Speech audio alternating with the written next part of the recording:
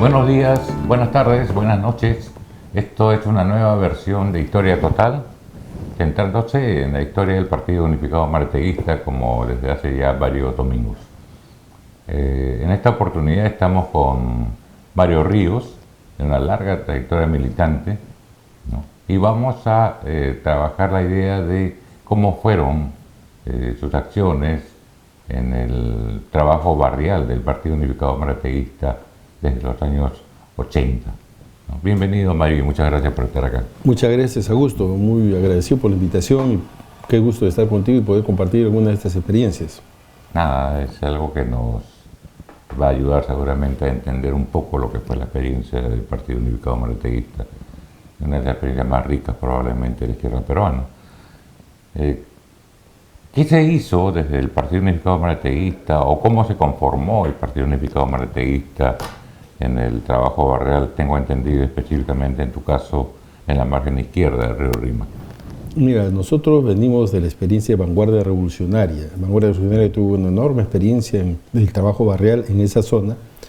Es un trabajo que trató de desarrollar diversos frentes. Un primer frente es cómo acompañar las luchas de los asentamientos humanos por la mejora de las viviendas, pero primero también rescatar las viviendas, rescatar los terrenos que estaban en esos momentos en manos de los terratenientes urbanos, rescatarlos para el derecho a la vivienda. El asentamiento humano que se formó con mucha fuerza en ese momento fue el asentamiento humano Rescate, que hoy hace unos días ha cumplido 50 años, y fue una lucha que se acompañó con el aspecto técnico, se acompañó también en términos del respaldo social que se tenía que construir, y se acompañó también en todo lo que significa la lucha ya por la titulación de ese terreno, de esos terrenos. Entonces se logró el derecho a la vivienda de esta población con un apoyo muy decidido en todos esos componentes de parte de Vanguardia Revolucionaria y otros movimientos solidarios que estuvieron alrededor de este tema. Incluso logró articularse a gente vinculada a la Iglesia Católica.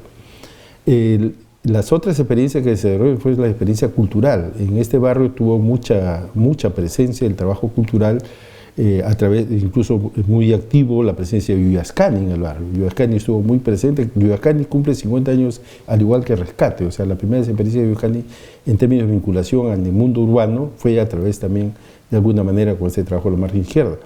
También tuvimos la presencia de algunos compañeros ligados al cine, formamos una asociación cultural, se llamaba Asociación de Comunicadores Populares, y logramos incluso trabajar mucho lo que es la filmografía, trabajar mucho el aprendizaje en fotos, y el otro es el trabajo también de la formación de grupos musicales, o sea, estuvo muy vinculado a todos esos aspectos y fue un trabajo interesante que se desarrolló con la juventud. Se formaron, yo pertenecí y presidí un movimiento que se llamaba Movimiento de Unidad Juvenil. Éramos varios jóvenes del barrio, la mayoría gente con mucha experiencia, producto no de una experiencia directa, sino una experiencia desde nuestras familias. Nuestras familias eran familias obreras, familias muy vinculadas a la organización de los mercados, y trabajamos muy fuertemente en nuestras familias esos aspectos. Nosotros acompañamos a nuestros padres en todas esas experiencias, y esa experiencia sindical caló mucho en nosotros, y nosotros empezamos a construir también organizaciones, y en algún momento incluso a disputar las directivas a los barrios. Esos barrios eran generalmente barrios ligados al Partido Aprista, Acción Popular, y logramos ganar casi todas las directivas del barrio con jóvenes, o sea, jóvenes dirigentes. O sea, entonces, ¿qué es lo que...? ¿De qué población estamos hablando? Estamos hablando de una población de cerca de, estamos hablando de cerca de 30 asentamientos humanos diferentes, y estamos hablando aproximadamente cerca de 40.000 a 50.000 pobladores. Eso era margen izquierda. Todo lo que es la margen izquierda del río Rima. Ese trabajo que hizo Vanguardia Revolucionaria se desarrolló con mucha fuerza y que luego se fue consolidando, y en este proceso de unidad que hubo para formar el Partido Unificado Marteguista, en el barrio había muy poca presencia del Partido Comunista Revolucionario y muy poca presencia también del Movimiento de Izquierda Revolucionaria. Entonces fue sostenido básicamente por el trabajo que se hizo en esos momentos producto de Vanguardia, que además estaban metidos en los comedores populares, la agenda de la mujer. Rosa Dueñas es una emblemática dirigente del barrio. Ahí ya hablaba ella de casas de refugio, de apoyos a las mujeres. Es una de las primeras experiencias que luego se ha replicado como política pública a nivel del Ministerio de la Mujer, con los centros de emergencia mujer, el apoyo al trabajo de las mujeres golpeadas y todo este proceso que se desarrolló con mucho énfasis, con mucho activismo en esta zona. Entonces, este grupo es el que da origen al PUN, y es el que en el PUN, en el barrio, entonces fue casi un proceso de continuidad del trabajo político, que luego más bien se fue empatando con otros trabajos ya a nivel del distrito. Había compañeros del Partido Comunista Robustero que tenían algún trabajo en Barrios Altos, había compañeros del MIL que tenían algún trabajo en las zonas bajas de Mirones Bajo, y lo fuimos integrando y logramos constituir una fuerza importante como Partido Unificado Mareteísta en el Cercado de Lima. Entonces la extensión del trabajo del PUN, en el caso nuestro, en el distrito del Cercado, se amplió a lo que es Barrios Altos, Manzanilla, urbanización, o sea, logramos un trabajo muy intenso en todo el distrito.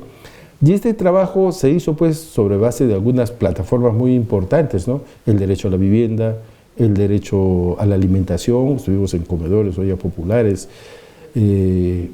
incluso formamos ollas comunes de apoyo a los sindicatos, vaso de leche, estuvimos con un fuerte trabajo de juventud, o sea, el trabajo de juventud fue muy potente en nuestra zona. Nosotros no teníamos trabajo de juventud, y eso de repente fue un error nuestro, ya es un tema ligado centralmente a la Iglesia Católica, ¿no? Nuestro trabajo de juventud era ligado a los jóvenes del barrio, los achorados del barrio, la gente que estaba muy integrada en esta idea, el joven, el palomilla, el del barrio, todo, el pelotero, el que tomas en las esquinas, y a todos ellos nos vinculamos y fue un trabajo muy interesante porque logramos, por ejemplo, armar campeonatos como partido y como izquierda, logramos armar campeonatos donde participaban 400, 500 equipos. Y era nuestra fuente económica para sostener el partido, porque a través de esos campeonatos nosotros sosteníamos las actividades del partido. Logramos organizar maratones donde participaban entre 500 a 1000 personas. Y con eso era una fuente de ingresos también para el partido. Pero además lo organizamos como partido, o sea, no lo organizamos como disfrazados de un movimiento de jóvenes, no. O sea, la izquierda organiza este campeonato, la izquierda organiza esto, y logramos una presencia importante, un consenso en el barrio, y logramos reivindicar varios derechos. Había una identidad política entonces en la zona, ¿verdad?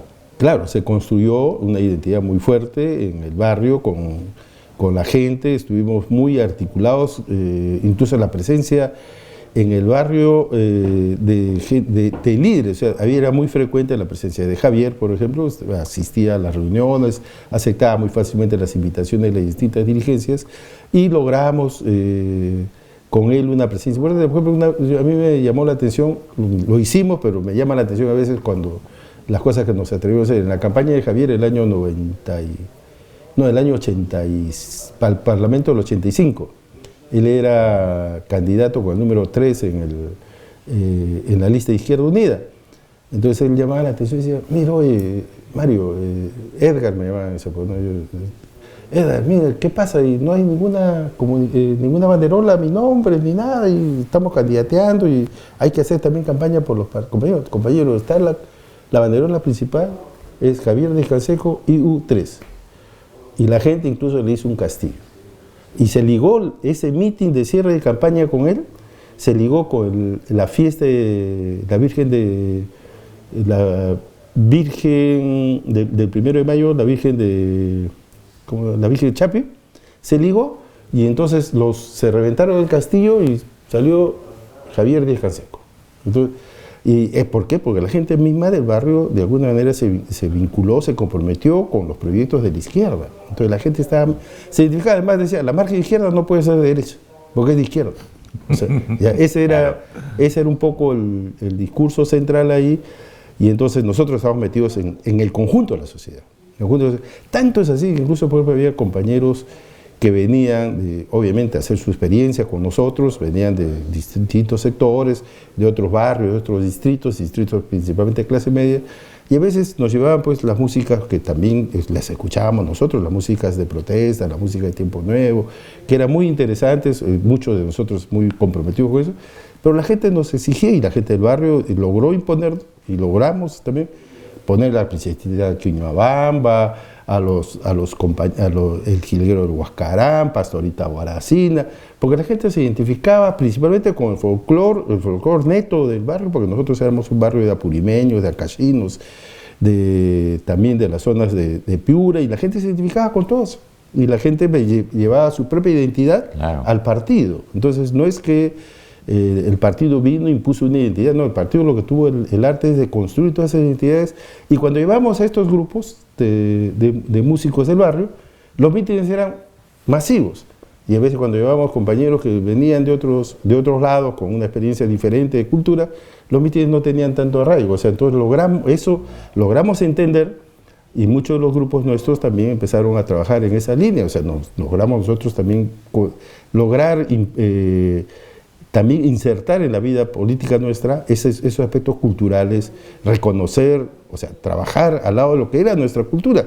Porque nosotros mismos a veces el hecho de estar en la izquierda te mimetiza, pero entonces te conviertes y adquieres la cultura del partido, ¿no es cierto? Entonces, no, nosotros logramos mayor, sin comprender que nosotros no debíamos perder nuestra identidad.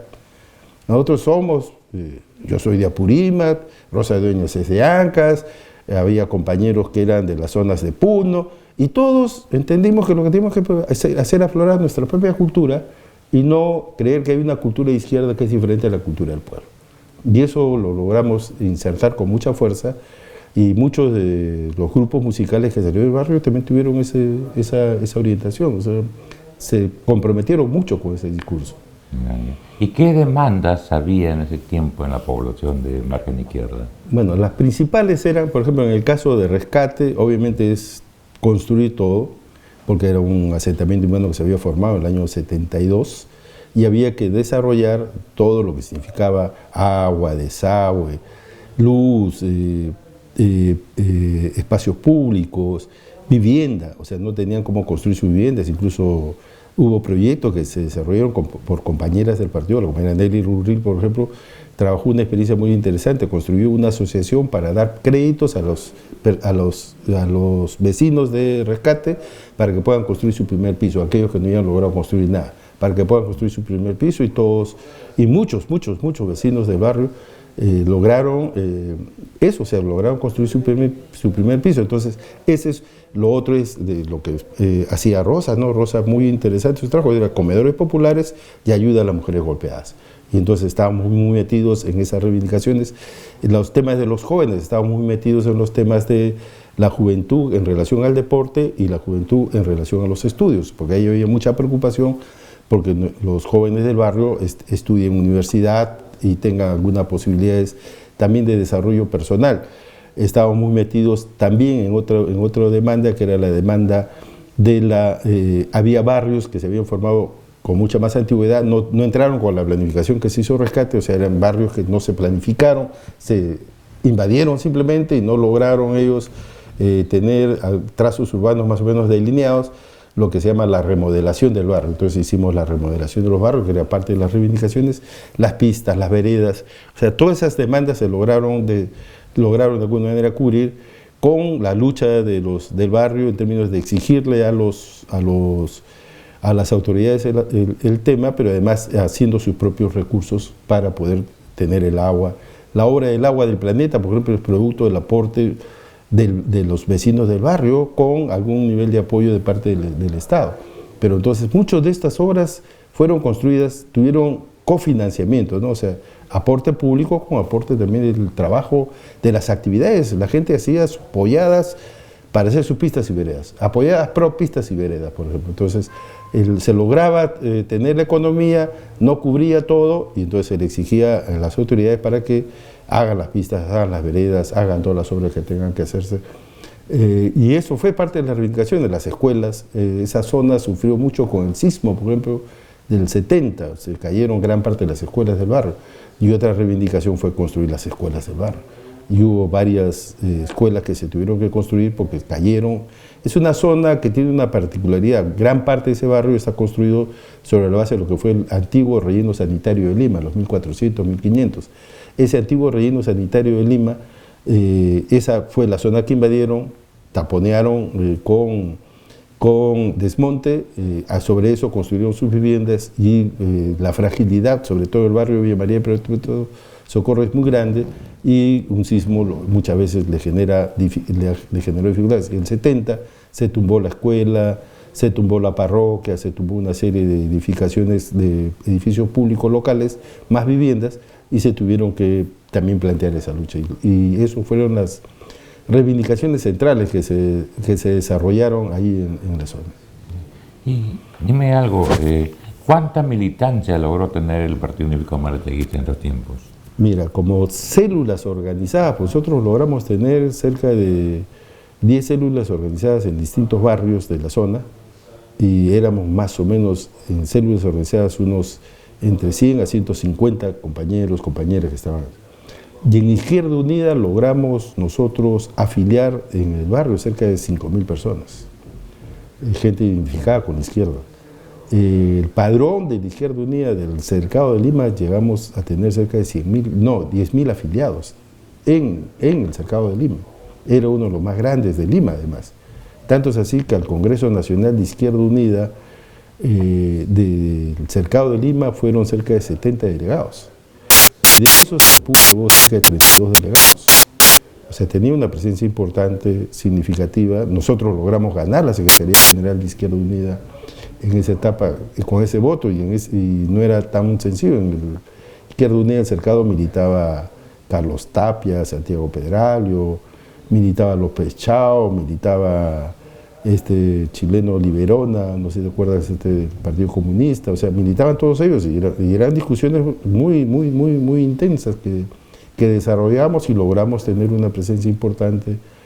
Logramos llevar la delegación mayoritaria del PUN al Congreso de Izquierda Unida, y teníamos un trabajo muy intenso. Yo me recuerdo mucho que hubo un campeonato que organizaron Intercentros, que era de las ONGs, y dijeron, bueno, todos los distritos participan, y los distritos, la mayoría, pues el trabajo que teníamos también, o sea, sin menospreciar el trabajo que tenían los distritos, muchos de los cumpas nuestros eran en los otros distritos, no del PUN, sino de los otros distritos, muy ligados al tema de la Iglesia Católica, jóvenes más o menos tranquilos. Y cuando llegaba la gente de la batería de la margen izquierda, todos eran Perú, Pasión, y ganaban los campeonatos, y ganaron el campeonato como si nada, porque eran pues personas peloteras, o sea, eran peloteros, y jugaban y estaban articulados al trabajo nuestro. Entonces eran personas que a nosotros nos llamó la atención el compromiso que tuvieron con el partido, con la izquierda, porque encontraron en el partido de la izquierda un espacio también para su desarrollo. ¿Y qué tal la relación del PUN y la población con lo que fue el gobierno de Izquierda Unida en ese periodo? A ver, muy tensa, o sea, muy tensa, porque el problema que tenemos siempre cuando llegamos al gobierno no necesariamente es una relación muy dialógica. A veces los compañeros que cuando asumen la función de gobierno asumen un rol diferente. En la margen izquierda se tomó, cuando entró Alfonso Barrantes a la presidencia, a la alcaldía de Lima, en la margen izquierda se tomó el local de 1160, se tomaron todas las fábricas abandonadas.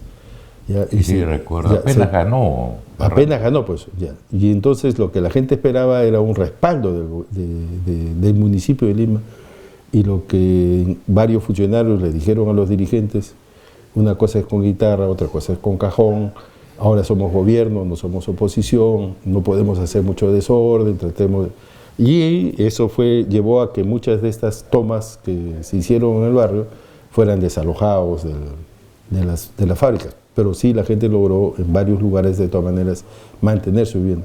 Y producto de eso es que muchos de la margen izquierda se fueron, por ejemplo, a vivir a Chillón. Entonces, el asentamiento humano Chillón y la era Chillón tiene bastantes habitantes de la margen izquierda que fueron reubicados ahí. Muchos de la margen izquierda se fueron también a Huaycán, y varios cumpliendo roles dirigenciales en esa zona. O sea, era un barrio de formación también de dirigentes, de cuadros. A veces no te encontrabas en una zona alejada y, compañero, yo soy de barrio Río, ¿cómo no me conoces? Yo soy del barrio. No, ¿te acuerdas? Yo vivía en tal sitio. Yo estoy dirigiendo acá la unidad vecinal, el UCB de Huaycán, de tal zona. Yo estoy en tal otro lugar, yo estoy en tal otro lugar. Y cada uno era Pero Huaycán, Ladera, fueron de alguna forma programas de vivienda emblemáticos del gobierno, ¿no? Y se formaron, por eso, y lo importante es que en ese barrio se formaron muchos dirigentes con ese espíritu de organización, y saltaban.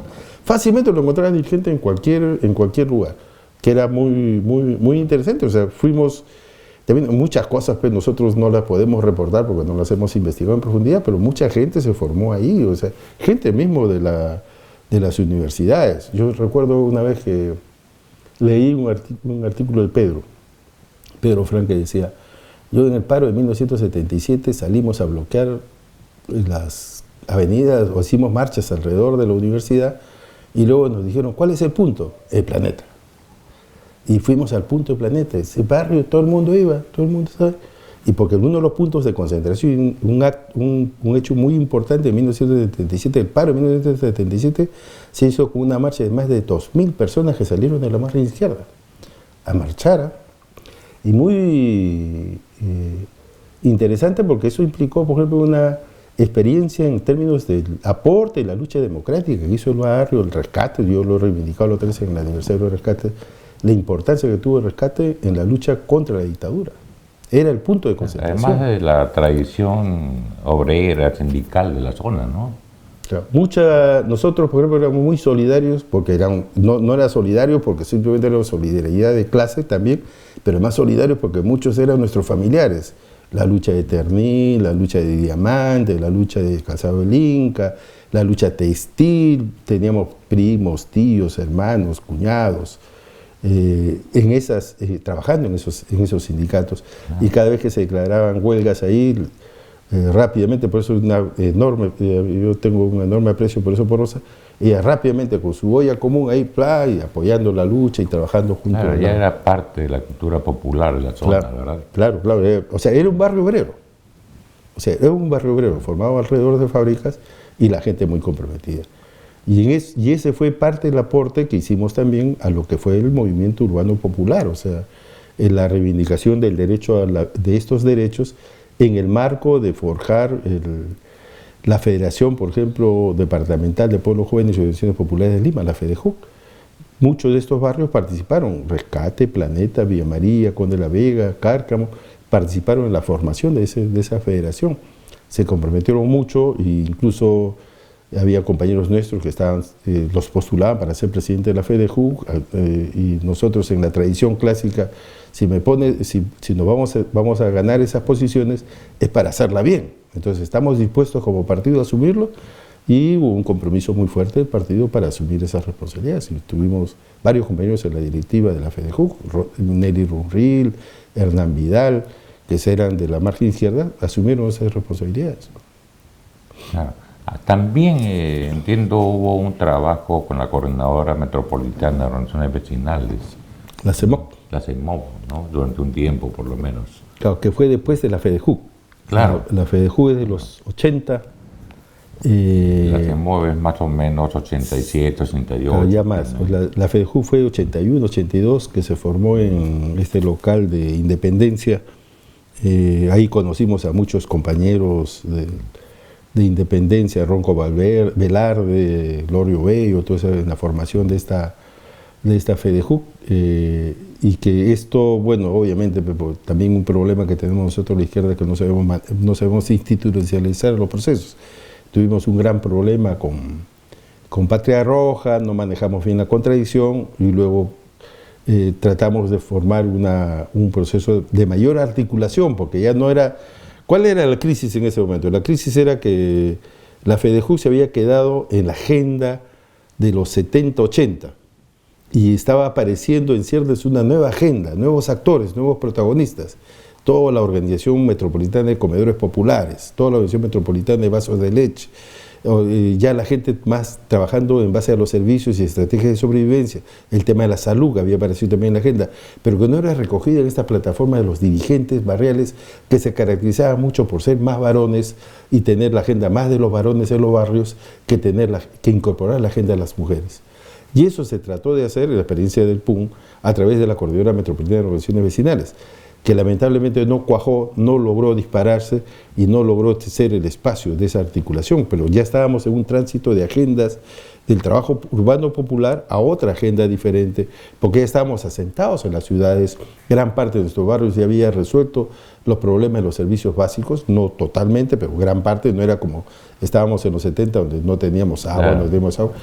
Entonces, ante esta nueva agenda no se supo entender se siguió desarrollando la contradicción en esa agenda de asentamientos recién constituidos y no trabajar ya la agenda, en este caso, de los que tienen que ver con los problemas del desarrollo de esas localidades. Y ahí no apuntamos bien. Además porque creo que de alguna forma el movimiento barrial termina recibiendo una influencia del movimiento sindical que entraba en un proceso de recesión y todo esto, ¿no? Y eso le da algunos límites para reaccionar de cara a la nueva problemática que había, porque recuerda, el movimiento sindical era básicamente reivindicativo, claro, ¿no? ¿Y qué diferencias encuentras con las demandas barriales de hoy día, Mario? Hoy, el problema es que hoy lo que tenemos o sea, hay demandas seguramente de la situación actual, ¿no? Mayor salud, alimentación, mejor calidad de vida, o sea, la gente envejecido, entonces la gente también ya ahora requiere que los adultos mayores tengan servicios de sus condiciones, servicios de salud. Gran parte en los barrios populares nuestros no son personas que están afiliadas a salud, están afiliadas al Seguro Integral de Salud con toda la fragilidad. Y son los problemas que vamos teniendo estos barrios, todos los barrios populares han sido muy castigados por el COVID. El COVID mató muchas personas. Yo recuerdo que, por ejemplo, la otra vez estaba en Rescate y me decía, cada vez que había un muerto, y todavía la lógica solidaridad existe ahí, cada vez que había un fallecido reventaban un cohete, o sea, ellos revientan esos cohetes, y había pues momentos en que habían 2, 3 de esos cohetes por día, y lo que había, de ahí se han muerto, según reporte de algunos de los propios compañeros, en toda esa zona se han muerto unas 3.000, 4.000 personas. 3.000, 4.000 personas. O sea, ha sido muy devastador el COVID para esos barrios. Y además son personas, en muchos de los casos, porque los jóvenes se han ido trasladando a vivir a otras zonas. Entonces, son barrios también que han ido envejeciendo en términos de sus poblaciones. O sea, la mayoría son mayores pues, de 50 años. Entonces, todo eso traslada toda una agenda de qué hacer con el adulto mayor, qué hacer con las mujeres, cómo trabajar la salud, cómo trabajar la educación, cómo trabajar ya la mejora de las viviendas. O sea, las viviendas ya están hacinadas, estamos en zonas donde el nivel de hacinamiento es bastante alto. ¿Por qué? Porque ya no tienen dónde extenderse, crecen hacia arriba, pero son las propias viviendas y son viviendas pequeñas en muchos casos y que hay un porcentaje importante de hacinamiento con todos los problemas que trae el hacinamiento. Gran parte de los problemas que trajo el COVID es porque las personas le decían quédate en casa, pero las personas se quedaban en casa, pero eran 10 que se quedaban en casa. Entonces uno se contagiaba a toda la familia y eran familias enteras que estaban contagiadas. Entonces ese tipo de problemas son los problemas nuevos que tienen que encararse en un proyecto político de trabajo en estos barrios. O sea que nosotros tenemos que empezarlos a leer y tenemos que empezarnos a meter con fuerza, porque la caja de herramientas que teníamos en los 70, que era mucho más sencilla, aparentemente, porque eran las reivindicaciones, como bien dices tú, ahora tenemos que ver por el progreso y el desarrollo de estas localidades. O sea, ya no es un problema solamente de decir, oye, mira, vamos, movilicémonos por tal cosa, porque es una necesidad aparentemente sentida de todos. Acá estamos hablando de empezar a pensar más estas necesidades en el sentido de cambiar las cosas. O sea, porque si es una necesidad mía, yo no accedo al Seguro Integral de Salud porque no me entregan medicamentos, no me han entregado los medicamentos, va a ser una necesidad individual. Entonces la gente ya tiene que empezar a leer estas necesidades de un punto de vista más de cómo evitas estar confrontado ante una situación de desamparo frente a un problema de salud futuro. ¿Cómo evitas estar condicionado a un problema de desamparo frente al tema de la vejez? O sea, estamos hablando de pensiones. Mucha gente no tiene pensiones. Claro. Entonces, todos esos problemas son los problemas nuevos. ¿Por qué? Porque son los jóvenes los que tienen que atender a sus abuelos o a sus padres que no van a tener pensiones y que tienen que de alguna manera atender. Entonces, muchos no podemos verlo como una carga que tienen que asumir los jóvenes, sino cómo el Estado encara estos problemas de manera adecuada y no carga sobre las espaldas de las personas que están buscando progresar este tipo de situaciones que tendrían que desarrollarse en una relación adecuada entre el Estado y las familias, las personas. Entonces, cosas de estos temas son los temas principales en estos momentos. ¿Y cómo lees, Mario, el hecho siguiente? Mira, en los 80 hubo claramente a nivel barrial y en la periferia limeña una clara identidad de izquierda, ¿cierto? Lo hemos revisado hoy día, ¿no? Pero hoy lo que tienes, más bien, es a un facho de alcalde de Lima, ¿no? Y el resto de candidatos que postuló a la alcaldía de Lima están por allí cerca. ¿Qué ha pasado para que esto suceda? Lo que yo veo, o sea, primero hay un trabajo intenso, ya más intenso que lo que hacíamos nosotros antes, porque ha habido un abandono, creo, de la batalla. O sea, hay un tema, un abandono por condiciones diferentes, ya, pero ha habido un abandono de la disputa cultural en estos barrios de parte de los que trabajamos en un proyecto alternativo a estos procesos. Segundo, hay una base material que ha fragilizado las economías de las personas y las ha expuesto al clientelismo y al prebendarismo. Y la izquierda dejó hace mucho tiempo de tener presencia política importante para buscar de alguna manera sostener un proceso de transformaciones en esta crisis que tuvimos en los 80, en términos de nuestro discurso en estos barrios para construir una identidad política de izquierda. Esa crisis que teníamos, porque antes era luchar por el título de propiedad, luchar por el agua, por el desagüe, pero ahora es luchar por otras condiciones, calidad de vida sobre todo. Ese quiebre en ese discurso no nos permitió tener un proyecto de articulación en las zonas de construcción de una ciudad. Y eso nos ha debilitado en nuestra relación con los ciudadanos, en nuestra relación con nuestros vecinos. Entonces no tenemos la posibilidad de construir una propuesta estratégica desde las cajas de herramientas antiguas. Hoy tendremos que intentar, por ejemplo, construir una propuesta sobre la base de lo que son usuarios de servicios públicos. Tenemos que intentar construir una propuesta sobre lo que es una idea de ciudad, cómo democratizamos la ciudad, cómo logramos construir nuevos paradigmas en términos de ruptura con lo que es el modelo de construcción de ciudad, de una visión mercantilizada de la ciudad a una visión solidaria de la ciudad. ¿Cómo logramos eso? Esos pases, esos quiebres requieren de nosotros pensar mucho más estratégicamente en nuestra nación, porque si no, no vamos a poder confrontar, por ejemplo, con este discurso conservador que se está desarrollando de manera hegemónica en los barrios. ¿Por qué estos sectores conservadores, fachos, digámoslo con claridad, tienen éxito? Porque están trabajando sobre la base tienen una propuesta estratégica, ni ninguna propuesta de desarrollo. Pero trabajan sobre la base de los sentimientos más conservadores de los ciudadanos y trabajan sobre la base del miedo. Entonces están trabajando sobre la base del sentimiento conservador, el machismo, el patriarcalismo, toda la idea del prebendarismo, la visión clientelar de la relación con los ciudadanos y sobre todo el haber calado en nuestra sociedad y que ha permeado a todos en la sociedad, es la visión del individualismo. Entonces no estamos buscando respuestas integradoras, sociales frente al problema, estamos buscando respuestas individuales. Y todo eso ha calado, y luego hay un fuerte componente también de aprovechamiento de los propios recursos que hay en los barrios. O sea, las dirigencias de los barrios en estos momentos muchas veces se disputan más por el control de los recursos del barrio que por el tema de construir una idea en el barrio democratizadora. Entonces, en varios sitios hemos visto cómo, por ejemplo, la gente se disputa por quién administra el local, quién administra la canchita. O sea, ahora para eso se ganan las directivas, para administrar los recursos del barrio, y no para promover, despegar, generar una agenda diferente. ¿Por qué? Porque se ha quedado pasmado esa agenda. Y sobre esa base se desarrolla un discurso clientelar, un discurso fuertemente conservador de parte de sectores, sobre todo de algunos sectores de iglesias conservadoras que están logrando calar en la percepción de la gente. Y eso creo yo que no logramos nosotros despegar, porque no logramos todavía tener programas muy acotados desde una perspectiva mucho más integral frente a estos discursos. ¿Cuáles debieran ser entonces los ejes de una propuesta programática que te lleve a acercarte nuevamente a la población limeña, a la población barrial, a la ciudadanía en general en Lima? Claro. Un proyecto de ciudad, ¿no? Un proyecto de ciudad que no lo tenemos y que hay que construir. O sea, ¿Pero qué hay que extender ese proyecto de ciudad? Proyecto de ciudad, por ejemplo, vivienda es un tema básico, pero ya no la vivienda en términos de buscar solamente tomar terreno, porque ya eso no es, eso ya están metidos los traficantes de terrenos en eso.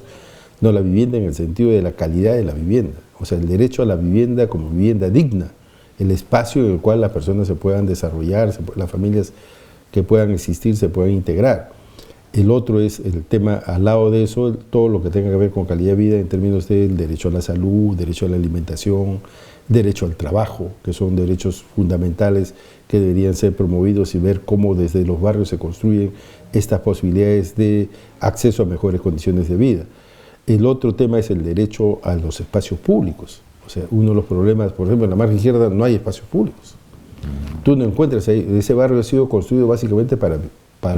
Para dormir. Para dormir. Entonces, ¿cómo logras tú hacer que la gente recree el barrio y pueda tener en el barrio también una posibilidad de encontrarse? Que no logramos nosotros con las actividades culturales. Ahora no hay actividades culturales, no hay nada de eso. O sea, entonces, los encuentros del barrio también son muy importantes. Y el otro tema que me parece también clave es el tema de la cultura, ¿no? Cómo construimos también, cómo nuevamente nos arraigamos culturalmente.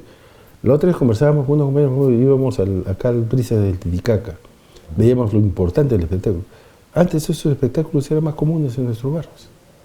O sea, no teníamos que ir a Brisa, sino teníamos que estar en el barrio, llamar a la gente, hacer concursos, y veíamos las danzas, los bailes, todo eso, los negritos, todo eso, que todavía existen en nuestras comunidades, porque la gente hace sus fiestas patronales, la gente hace sus actividades, o sea, eso no se ha perdido, pero no lo estamos integrando al proyecto político. Claro, pero te das cuenta que en el tema cultural rápidamente uno se desliza hacia el tema artístico, cuando en realidad es mucho más que eso, que tiene que ver con sentidos comunes, como señalabas tú hace algún momento, ¿no? Y que es una disputa que hay que dar, ¿no? Claro, ese es el tema, por eso yo cuando te hablo de estos temas, además me parece importante justamente la idea de la construcción de una ciudad más integrada, más solidaria, que tiene que ver con un discurso alternativo a la mercantilización de la ciudad. O sea, y la mercantilización no es solamente un problema discursivo, sino que tiene que ver con los problemas que tiene la gente para acceder a un conjunto de servicios, o sea, cómo se maneja el acceso a la salud de manera mercantilizada. Entonces, ¿cómo logramos nosotros ahí desarrollar un discurso del derecho? O sea, que la gente se sienta con derecho a la salud, la gente se sienta con derecho a la alimentación, que no es que te den el plato de comida, sino el derecho a la alimentación es que te garanticen las condiciones para que tengas buena alimentación. Y las condiciones tienen que ver con garantizar el trabajo. Si no tienes trabajo, no vas a tener garantizada la alimentación. Pero ¿desde dónde lo haces en el siglo XXI? Desde la movilización popular, que la verdad es bastante débil, ¿no? Casi no inexistente, porque la ciudadanía como que está en otra cosa, ¿no? O encontrando otras herramientas, otros mecanismos. Desde las instituciones, ¿desde dónde lo haces ahora? Yo creo que hay que combinar ambas cosas, porque, por ejemplo, hay compañeros que dicen, porque en la caja anterior, ¿cómo responderíamos? El derecho a la salud, mira, bueno, compañeros, tráiganme médicos para mi barrio, y con eso yo atiendo la salud de mi población. Cuando nosotros tenemos ya recursos suficientes en el Estado, en todos nuestros barrios tenemos médicos, enfermeras, asistentes sociales, centros de salud. Entonces no se trata de traer, sino hacer que eso funcione a partir de las necesidades de la gente, y no que esté ahí, y que esté ahí como un enclave que no responde a las necesidades de la gente. Pero no funciona, pues. Pero entonces, ¿cómo lo haces? La lucha es por hacerlo funcionar, y la lucha por hacerlo funcionar implica organizar a la población en términos que tiene un recurso público colocado en su barrio, y lo que tiene que hacer que ese recurso público cumpla el rol para el cual se ha formado. O sea, si tienes ahí, por ejemplo, la obligación del seguro integral de salud es darte todas las prestaciones que tú requieras, que te las den, y si no te las dan, tener la capacidad de reclamar, de vigilar y exigir que eso funcione. Entonces yo creo que ahí nosotros tenemos una bandera que es importante, o sea, que es hacer funcionar al Estado. Y parte de nuestra estrategia en términos de construcción, de organización de base, es hacer funcionar al Estado. O sea, no es hacer la marcha solamente al Ministerio de Salud, todos vamos en marcha para que funcione el Estado, sino desde lo local también hacer funcionar el Estado.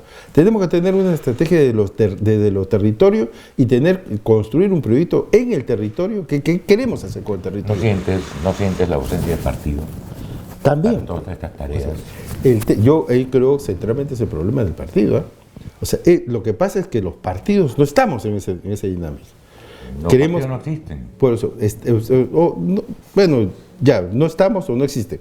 Pero lo que es cierto es que está la política, en todo caso, ¿ya? La política en estos momentos es una política vista principalmente como un problema casi farandulero. Estamos preocupados que dice este, que dice el otro, ya le puso la cuestión de confianza, puso esto, y no estamos preocupados. Lo menos perverso, porque en realidad lo que han hecho es prostituir la política. Pues, yo creo que la política ha sido tomada por las bandas criminales, ¿ya? O sea, particularmente antes nosotros veíamos como algunas personas que asumen cargos públicos y se corrompían. Ahora ya no, ahora el delincuente se mete a político. ¿Ya? O sea, eso es de parte, que es lo que queremos combatir. Pero te das cuenta que no solamente los delincuentes en sí, sino clases dirigenciales, o que debieran serlo, se vuelven delincuentes, Claro. ¿no? El Grupo Comercio, por ejemplo, está metidazo en la... Pero, por ejemplo, Acuña dirige una banda criminal claramente y tiene diversificación delictiva. O sea, ellos son lavado de activos, son personas que muchas de sus fortunas no están explicadas claramente. Claro, una lógica que se reproduce a nivel nacional, regional, subnacional, local, ¿no? Pero estos, por ejemplo, muchos de estos se vuelven burgueses con fortunas no explicadas. O sea, no son burgueses producto de su esfuerzo, su trabajo, han sido buenos empresarios, ¿no? Pero ningún burgués son fortunas no explicadas, ¿no? Son fortunas, apareció de pronto alguien ahí con mucha plata, con dueño de universidades, dueño de esto, dueño del otro, y que... No tiene pedigrí, por decirlo así. Claro, no tiene pedigrí, y ya es millonario y está llevando sus propias lógicas al Estado. O sea, como construyó su fortuna, es que como cree que debe organizar el Estado. O sea, entonces no le interesa la institucionalidad del Estado. Creo que nuestra propuesta tiene que ser cómo trabajamos una institucionalidad. Y eso implica construir un partido que responda a eso. Pues. O sea, si nos ponemos en el escenario que tú planteas, no hay partido. O sea, yo creo que hay que construir, en todo caso, partidos comprometidos con esas disputas, y que tiene que ver con una disputa desde los territorios. O sea, no es una disputa en el gran escenario, en la gran prensa, y muchos compañeros creen que el problema principal de la política es la disputa en la gran prensa. En la gran prensa no vamos a disputar si no tenemos acumulación suficiente en la sociedad. No nos van a dar espacios en la gran prensa si no tenemos acumulación en la sociedad suficiente que permita que podamos nosotros tener la posibilidad de acceder a esos medios, porque esos medios son medios parcializados, son medios interesados que justamente buscan acallar la protesta. Son instrumentos claro, pues son instrumentos, o sea, no son medios independientes. Entonces, si no construimos nuestra propia comunicación alternativa, no vamos a poder llegar nosotros a trascender en la vida política importante. Entonces, todavía estamos muy fuera de todo ese sistema, y creo que lo importante es cómo logramos construir una representación política que entre en ese sistema, pero desde abajo. O sea, lo que varias veces hemos dicho, el famoso poder popular, ¿no? Cómo construir ese poder desde la sociedad, y no estas franjas de poder que aparecen y desaparecen rápidamente, porque en este momento puede ser alcalde y la próxima ya no puede ser alcalde, y ya perdió ese poder. Y nosotros no estamos postulando, en el PUN por lo menos nunca postulamos a hacer un proyecto político para ganar solamente elecciones, sino estamos disputando el poder de la sociedad, estamos disputando la conducción y la hegemonía de la sociedad, cómo conducimos un proceso alternativo al modelo capitalista. Muy bien, Mario. Hay una serie de temas sobre los que continuaremos hablando en algún momento. Yo te agradezco tu presencia. Muchas gracias también a ti, Augusto. Ha sido bastante importante. Hemos tenido una conversación interesante que creo que podemos ir marcando algunas cosas y aprender de esta experiencia, aprender lo que fue el PUN para buscar también recoger mucho, porque nosotros hemos tirado todo, como diría Marx, el agua junto con el bebé adentro. ¿Y por qué? Porque creemos los muy modernos no hemos recuperado la experiencia que hemos tenido. Pues esa es la idea de este programa, recuperar la experiencia que hemos desarrollado, ¿no? Claro. Muchas gracias. Muchas gracias a ti. Bien, llegamos así al final de Historia Total. No se olviden de compartir, de difundir el programa y también de aportar. Tienen las cuentas ahí abajo y esperamos también sus aportes. Muchas gracias.